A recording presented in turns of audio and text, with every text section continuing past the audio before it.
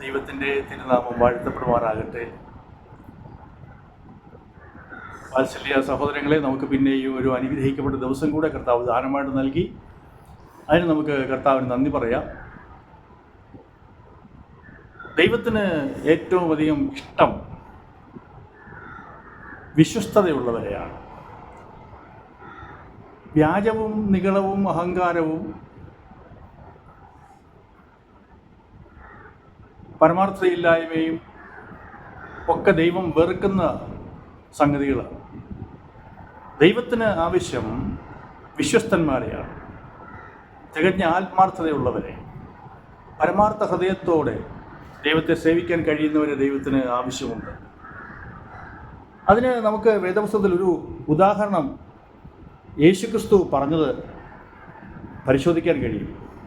മത്തായിയുടെ സുവിശേഷം 25-ാം അധ്യായത്തിൽ ഒരു യജമാനൻ ഒരു വിദേശയാത്രയ്ക്ക് പോകുമ്പോൾ തൻ്റെ ദാസന്മാരെ വിളിച്ച് അവരെ മൂല്യമുള്ള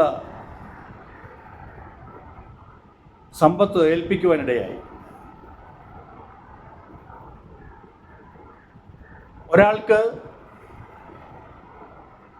2 താലന്ത് കൊടുത്തു,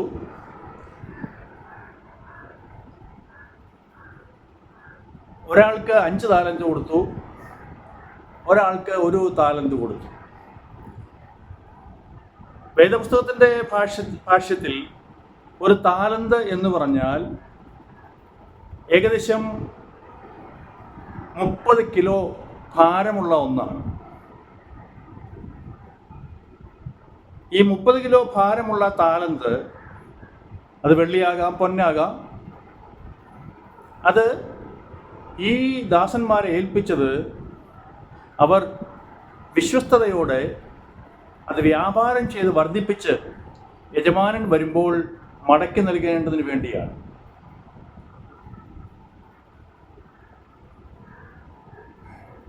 അഞ്ച് താലന്ത് ലഭിച്ചവൻ, അവൻ വളരെ വിശ്വസ്തനായിരുന്നു. അവൻ ആ ലഭിച്ച 5 താലന്ത് കൊണ്ട് 5 താലന്ത് കൂടി സമ്പാദിച്ചു. 2 താലന്ത് ലഭിച്ചവരും അതിൻ്റെ കൂടെ 2 താലന്ത് കൂടെ സമ്പാദിച്ചു. എന്നാൽ 1 താലന്ത് ലഭിച്ചവൻ, അവൻ 1 കൊടുത്തത് ഇഷ്ടപ്പെട്ടില്ല. അത് മണ്ണിൽ കുഴിച്ചിട്ടു. സ്തോത്രം.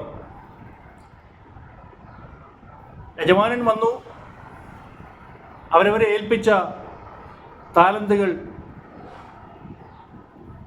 അതിൻ്റെ കൂടെ അവർ സമ്പാദിച്ച താലന്തുകൾ കൂടി കൊണ്ടുവരുവാൻ യജമാനൻ ആവശ്യപ്പെട്ടു. 5 ലഭിച്ചവൻ 10 കൊണ്ടുവന്ന് കൊടുത്തു. യജമാനന് വളരെ സന്തോഷം. അവനെ യജമാനൻ സംബോധന ചെയ്യുന്നത്, അല്പത്തിൽ വിശ്വസ്തനായവനെ, നിന്നെ ഞാൻ അധികത്തിന് വിചാരകനാക്കും. 2 ലഭിച്ചവനും അതിൻ്റെ കൂടെ 2 കൂടെ കൊണ്ടുവന്ന് 4 താലന്തുകൾ യജമാനന് കൈമാറി. അവനിലും യജമാനൻ സന്തോഷിച്ചു. 2-ൽ നിന്നും 4 സമ്പാദിച്ചു കൊണ്ടുവന്നതിൽ യജമാനന് തൃപ്തി ഉണ്ടായി. അവനോടും പറഞ്ഞു, അല്പത്തിൽ വിശ്വസ്തനായ നിന്നെ ഞാൻ അധികത്തിന് വിചാരകനാക്കും. അടുത്തത് 1 താലന്ത് ലഭിച്ചവൻ്റെ ഊഴമായിരുന്നു. അവൻ ഈ താലന്ത് മണ്ണിൽ കുഴിച്ചിട്ടപ്പോൾ തന്നെ അവൻ പറഞ്ഞൊരു കാര്യമുണ്ട്. അയാൾ വളരെ ദുഷ്ടനായ മനുഷ്യനാണ്, ഇതിനിയും എൻ്റെ കയ്യിൽ നിന്ന് നഷ്ടപ്പെട്ടു പോയാൽ ആകെപ്പാടെ പ്രശ്നമാകും, അതുകൊണ്ട് ഞാനിത് കുഴിച്ചിടുകയാണ്. ദുഷ്ടനായ മനുഷ്യൻ. പലതരത്തിൽ ആ യജമാനെ അവനെ ആക്ഷേപിക്കുവാനും പലതും പറയുവാനിടയായി.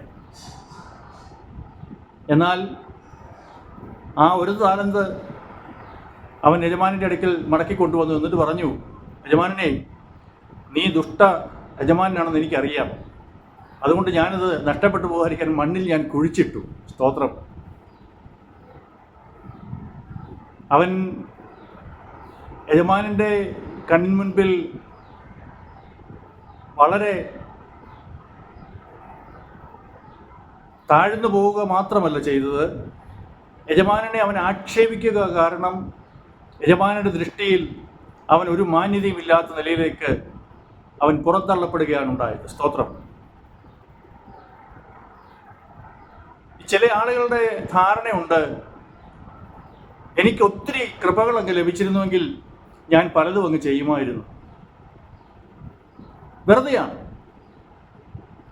ഈ യജമാനൻ തൻ്റെ ദാസന്മാരെ നന്നായി അറിയാവുന്നവനാണ്. തൻ്റെ കൂടെ വർഷങ്ങളായി ജോലി ചെയ്തു വരുന്ന ഓരോ ദാസന്മാരെയും യജമാനൻ നന്നായി അറിയാം. ഒരാളുടെ കപ്പാസിറ്റി എന്താണെന്നും അവൻ്റെ കഴിവും മികവും എന്താണെന്നും യജമാനന് നന്നായി അറിയാം. അതുകൊണ്ടാണ് ഏറ്റവും മിടുക്കനായവൻ 5 കൊടുത്തത്, അതിലും അല്പം മിടുക്ക് കുറഞ്ഞവൻ 2 കൊടുത്തു. വലിയ മിടുക്കൊന്നുമില്ലാത്ത അല്ലെങ്കിൽ താല്പര്യമില്ലാത്ത ആത്മാർത്ഥമില്ലാത്തവനെ 1 കൊടുത്തു.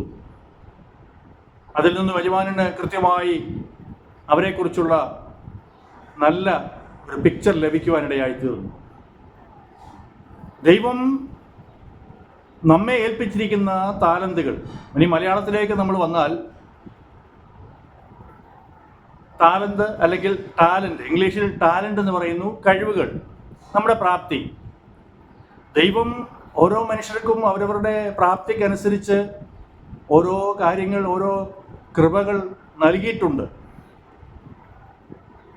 ഒന്ന് ലഭിച്ചിട്ടേ ഉള്ളുവെങ്കിലും അത് വിശ്വസ്തയോടെ കൈകാര്യം ചെയ്യുവാൻ നാം അറിഞ്ഞിരിക്കണം. 10 ലഭിച്ചാൽ മാത്രമേ ഞാൻ പ്രവർത്തിക്കൂ, ഞാൻ നല്ല കാര്യങ്ങൾ ചെയ്യുമെന്ന് ആരും ശാഠ്യം പിടിക്കരുത്.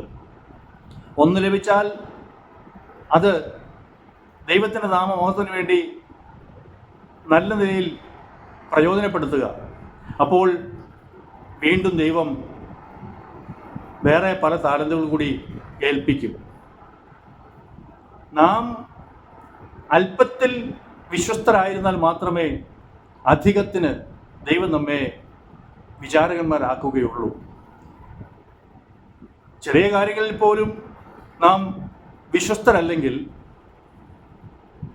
വ്യാജം പ്രവർത്തിക്കുകയാണെങ്കിൽ, കള്ളം പറയുകയാണെങ്കിൽ, ദൈവം ഒരിക്കലും അങ്ങനെയുള്ളവരെ അംഗീകരിക്കുകയില്ല, അവരിൽ പ്രസാദിക്കുകയുമില്ല.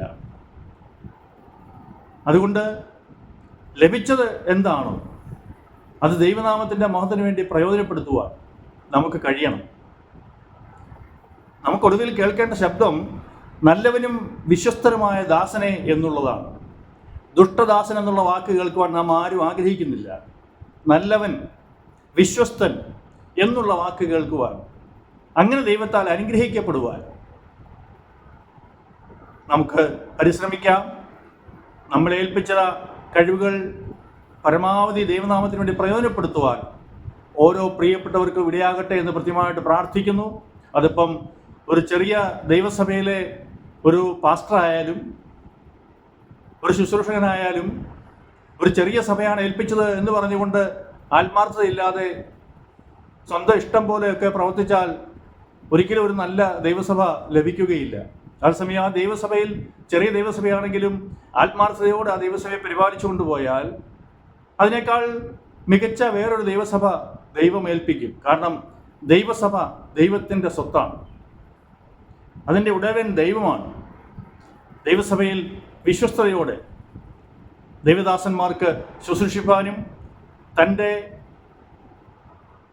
അധികാരത്തിന് കീഴിലുള്ള എല്ലാ കുടുംബങ്ങളെയും ഭംഗിയായി നിയന്ത്രിക്കുവാനും ദൈവനാമ മഹത്വത്തിന് വേണ്ടി പ്രവർത്തിപ്പാനും വിശ്വസ്തയോടെ ദൈവസഭയെ നടത്തുവാനും എല്ലാവർക്കും കഴിയട്ടെ എന്ന് കൃത്യമായിട്ട് പ്രാർത്ഥിക്കുന്നു. നമുക്ക് ദൈവത്തോട് പ്രാർത്ഥിക്കാം. ഞങ്ങളുടെ നല്ല കർത്താവേ, സ്വർഗീയ പിതാവേ, ഈ നല്ല അനുഗ്രഹിക്കപ്പെട്ട സമയത്തിനായിട്ട് അടിയങ്ങൾ അങ്ങേ സ്തുതിക്കുന്ന പറ്റ സ്തോത്രം ചെയ്യുന്നു. കർത്താവേ, ഞങ്ങളെ അങ്ങേക്ക് നന്നായി അറിയാം. ഞങ്ങൾ ആരാണെന്നും ഞങ്ങളുടെ അവസ്ഥ എന്താണെന്നും എല്ലാം സ്വർഗത്തിനറിയാം. അങ്ങ് ഞങ്ങളെ വിശ്വസിച്ച് ഫലമേൽപ്പിക്കുന്ന ഏതൊരു ഉത്തരവാദിത്വവും പരമാർത്ഥ ഹൃദയത്തോടെ, പൂർണ്ണ മനസ്സോടെ, ആത്മാർത്ഥതയോടെ കൈകാര്യം ചെയ്യുവാനുള്ള കൃപ ഞങ്ങൾക്ക് തരണമേ എന്ന് പ്രാർത്ഥിക്കുന്നു. ഞങ്ങൾ അല്പത്തിൽ വിശ്വസ്തരായി തീർന്ന് അധികത്തിന് വിചാരകനാകുവാൻ ഞങ്ങളെ സഹായിക്കണമെന്ന് കൃത്യമായിട്ട് പ്രാർത്ഥിക്കുന്നു. ഞങ്ങളുടെ ജീവിതത്തിൽ അങ്ങേ മഹത്വപ്പെടുത്തിക്കൊണ്ട് ജീവിപ്പാൻ, അങ്ങയ്ക്ക് വേണ്ടി ഞങ്ങളാൽ ആവോളം അധ്വാനിക്കാൻ, പൂർണ്ണ മനസ്സോടെ പ്രവർത്തിപ്പാൻ കൃപ തരണമേ എന്ന് കൃത്യമായിട്ട് പ്രാർത്ഥിക്കുന്നു. നല്ലവനും വിശ്വസ്തനുമെന്നുള്ള പേര് കേൾക്കുവാൻ അടിയങ്ങളെ ഓരോരുത്തരെയും സഹായിക്കണമേ എന്ന് കൃത്യമായിട്ട് പ്രാർത്ഥിക്കുന്നു. കർത്താവേ, അങ്ങയുടെ രാജ്യത്തിൽ അടിയങ്ങളും കാണപ്പെടുവാൻ, അടിയങ്ങളോടൊപ്പം വലിയൊരു സമൂഹവും കാണപ്പെടുവാൻ ഞങ്ങളെ സഹായിക്കണമേ. അതിനാവശ്യമായ ഉത്തരവാദിത്വ ബോധവും ആത്മാർത്ഥതയും പരിശ്രമിക്കുവാനുള്ള കഴിവും പ്രാപ്തിയും ഞങ്ങൾക്ക് നൽകി സഹായിക്കണമെന്ന് കൃത്യമായിട്ട് പ്രാർത്ഥിക്കുന്നു. അങ്ങയുടെ നാമം മഹത്വമെടുക്കണമെന്ന് ഞങ്ങൾ പ്രാർത്ഥിക്കുന്നു. കർത്താവേ, അങ്ങ് അടിയങ്ങളുടെ പ്രാർത്ഥന കേട്ടതിനായ സ്തോത്രം. അങ്ങയുടെ പൊന്നുനാമം മഹത്വമെടുത്തതിനായ സ്തോത്രം. സകലവും കേൾക്കുന്ന അൻപുള്ള യേശു ക്രിസ്തുവിൻ്റെ നാമത്തിൽ അപേക്ഷിക്കുന്നു. കരുണയോട് കേട്ട് ഉത്തരം അരുളുമാറാകണമേ സ്വർഗീയ പിതാവേ, ആമേൻ. കരിസ്മ പ്രയർ മിനിസ്റ്ററുടെ എല്ലാ പ്രാർത്ഥനയും പ്രിയപ്പെട്ടവരാ നിങ്ങളോടൊപ്പം ഉണ്ട്. ദൈവം നിങ്ങളെ ധാരാളമായിട്ട് അനുഗ്രഹിക്കും. God bless you. Thank you.